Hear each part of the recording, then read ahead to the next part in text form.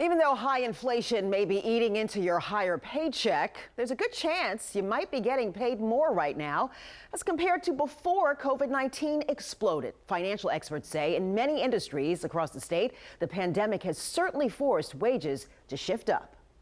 You have to look at trade, transportation, and utilities if you want to find wage gains in New Jersey in the past year, adjusted for inflation, gains there of about 2.6%. But also manufacturing jobs have also seen wage gains of about 1.7%. Goods producing, so those private and small businesses that are actually producing unique goods, up about 0.7%. In construction, very slight gains, but up about 0.2% adjusted for inflation. And when it comes to pay increases and the construction industry specifically, have you tried to get bids on doing any renovations on your house lately? The increased quotes may be a hard financial pill to swallow. This morning, we get the real deal on how those higher quotes tie into contractors being forced to pay more for labor since they're still not able to get enough people to work.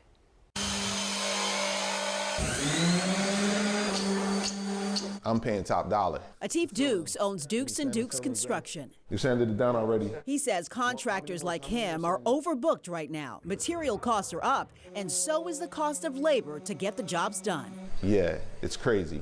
There's so much demand and so little help. With home prices soaring, he says many of his clients are making the decision to stay put and renovate their homes instead of moving.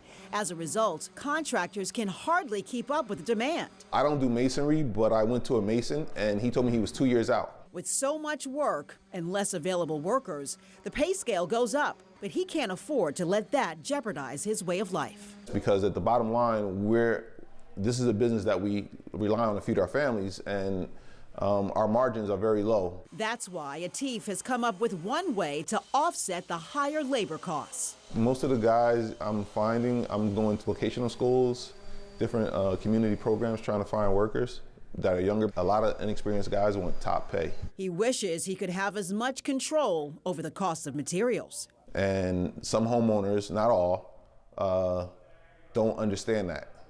They don't understand why the cost, maybe 6 months ago, you said you were going to charge me $20,000 for a deck.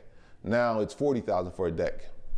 And they think it's a ripoff. Economy experts say inflation may actually end up helping business owners like Atif, since it will eventually slow down the economy and workers may basically start to get more desperate for work. But Atif does not see how that could be possible. I don't understand that philosophy of the wages going down. It doesn't make sense. I don't see it right now. I don't see it right. I don't feel it and I don't see it. He doesn't see it and he doesn't feel it. Atif also says contractors desperate for workers may unknowingly end up hiring some who say, hey, yeah, I know how to do the job. But then the contractors will then find out that they don't. He's talking with organizations about starting an incentive plan for experienced home improvement workers to accept more jobs.